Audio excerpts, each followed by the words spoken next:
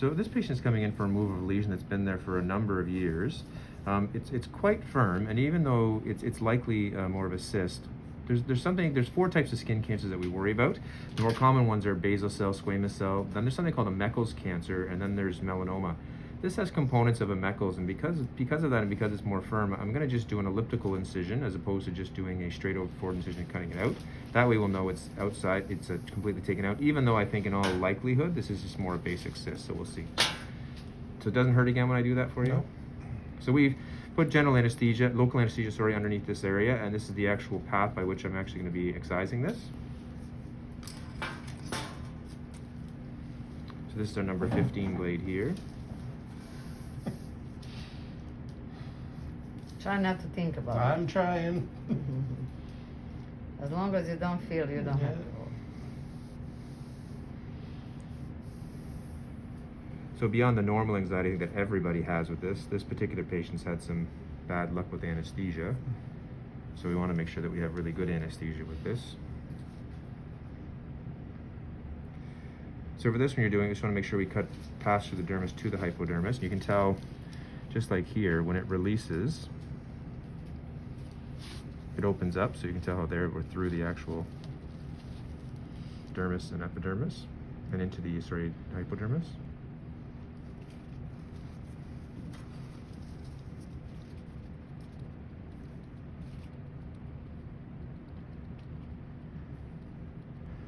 So what I want to do there is dissect one of the apices down to the actual hypodermis.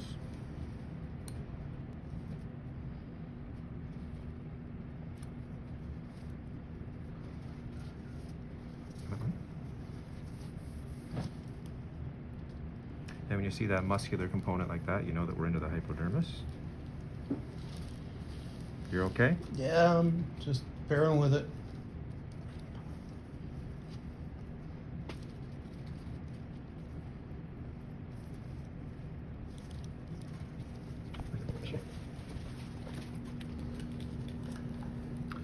So I'm just going to size into this and sort of see what we're left with. And so that doesn't extrude like we'd expect it to. So whereas a normal cyst would just be, we've seen that thick keratin, that's not, we're getting, this is a firm lesion. So we're going to send that off to pathology. It doesn't look worrisome by its nature, but it's a little bit different.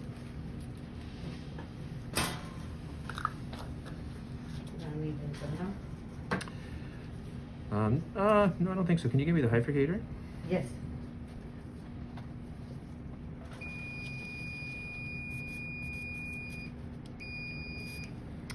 So you should notice a big difference between, I posted not too long another video where it was actually a cancer that we took out, and that was a much more vascular lesion, so you could see it would bleed, whereas these ones, this is more of a normal bleeding pattern that you'll see here, or just oozes just a little bit.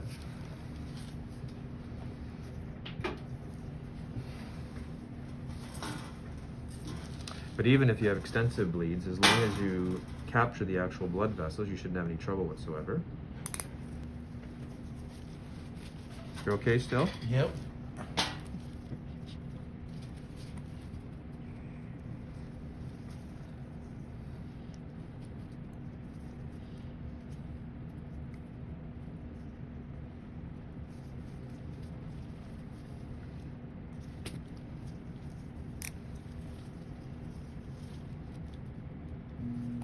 So here, if there was a lot of bleeding vessels, as long as I drive the needle a decent distance, and here's your V shape, so I do my 3 loops, and I grab the tail, and that will make sure that it locks, just like that. So now even if I take it off, it typically can hold itself.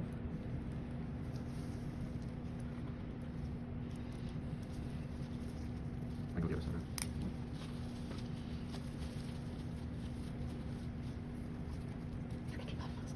Yeah, you take your mask off. You don't need to wear that. Just make sure the breath. That should be okay. Yeah,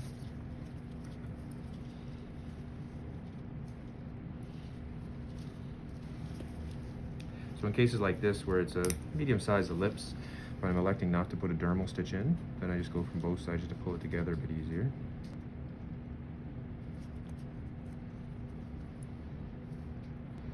I'll slow down from my other suture so you can see what I'm doing.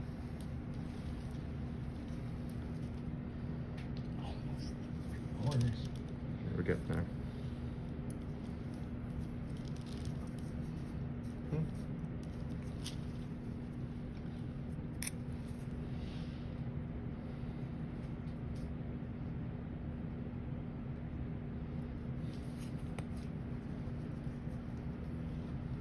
So here again, there's your V shape, 3 loops around the actual needle driver. Then I grab the tail. There we go. And that should lay flat like that.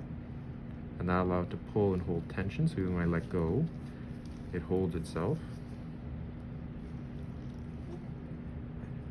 I got your hairs there, I apologize. It's okay.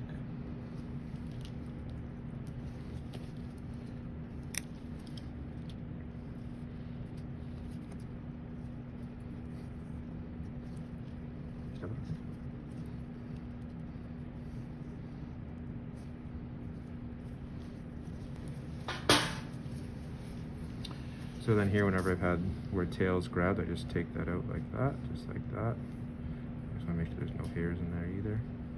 That I'm gonna clean, okay? All right, then we'll clean that up. We'll see that back in a few weeks.